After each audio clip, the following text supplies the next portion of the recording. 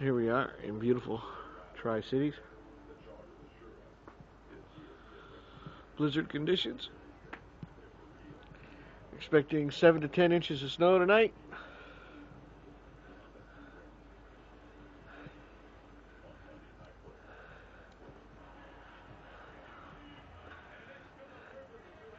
See the snow starting to blow off the building over there. They're expecting 40-mile-an-hour gusts of wind.